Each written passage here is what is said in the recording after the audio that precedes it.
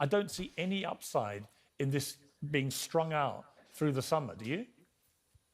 No, this has been a disaster for the Trump administration and for our country and for the world. I mean, the global fuel supply, just take a look at the numbers. You've got American, European airlines, Middle East airlines now completely revamping their forecast for this year. We reported this morning that American Airlines had projected a $4 billion profit expected this year. It's all been wiped out. They said the entire thing has been wiped out by the rising price of jet fuel. Spirit Airlines just went over here in America. They were already struggling for years, but this didn't help. And all of that's going to eventually get passed on to the consumer. So, and that's just one example. That's airline fuel. I mean, forget prices at the actual gas pump and the cost of oil in general, which tends to skyrocket energy and other prices. All of that's coming, even if we end the war today. So, my best advice to the president would be give the Iranians the deal they want. They seem to be willing to deal on the Strait of Hormuz, which of course is an absurd place to be. It was open before this war. If we had just left them alone, we would never have this problem. But give them a deal to get that thing back open, because it does need to open back up. And let them give you a fig leaf on nuclear ambitions. Because look, we already devastated their ability to develop a nuclear weapon back in June with the strike on the plants. We know that. We know they were nowhere near getting a nuclear bomb from our own intelligence community, who told that to President Trump just before we unleashed this war on them.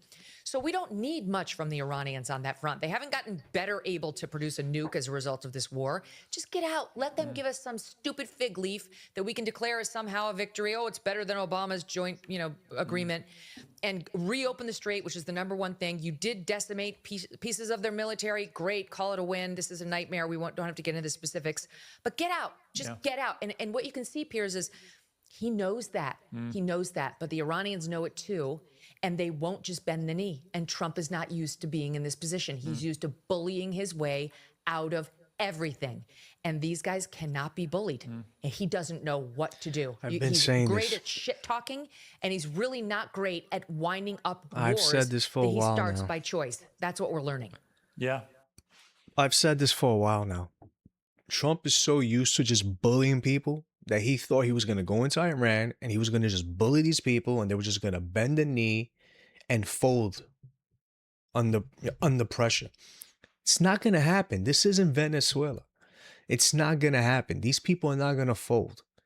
I mean, we're going to be going on for a long time with this nonsense for no reason. We shouldn't even be there. We shouldn't even be dealing with these people right now. All right? Like Megyn Kelly said, the Strait of Hormuz was open before this all happened. Before this all started, it was open. And now look at us.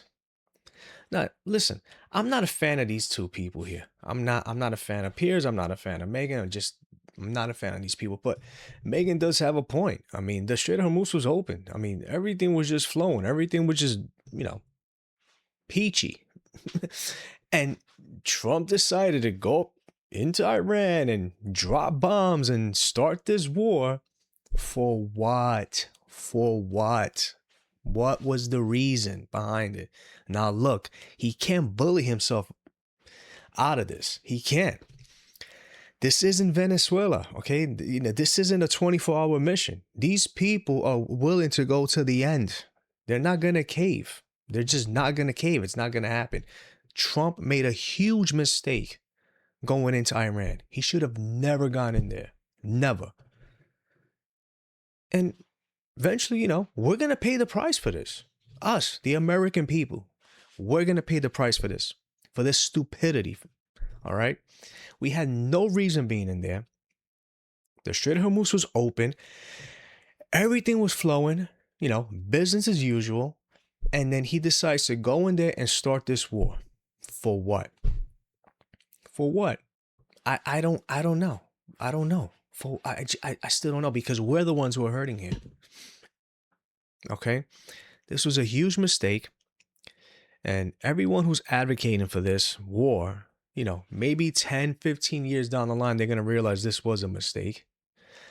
And I want to see how we're going to get out of this. I want to see how Trump's going to get us out of this. All right? Because bullying his way is not going to happen. Bullying into this, bullying his way out of this is not going to happen. These people they're not gonna go for it. These people are willing to die for what they believe in. All right. These people have been fighting, they've been in wars for thousands of years, man. You're not dealing with some, a bunch of like nobodies, man. I mean, these people have been fighting wars for thousands and thousands of years, man. This is what they know. This is what they do. Okay.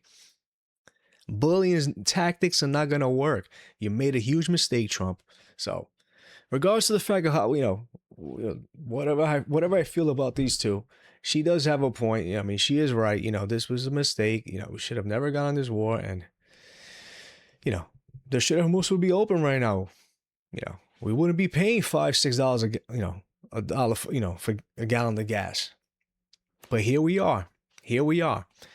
Everyone out there who are all, crazy and happy about this war, where do you stand now? Are you still happy? Are you seeing the results that you thought, we were going to have by now? Let me know. What do you guys think? All right. All you people out there, all them insane, Trump could never do wrong supporters. Are you still okay with this war? You think this was a good move? You think this was good for the country? Because I don't think so. I didn't, nobody voted for this.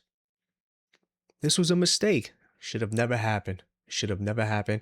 10, 15, 20 years down the line, just like the Iraq War, people are going to look back and they're going to say, you know what, this was wrong. We should have never went in there. So, here we are.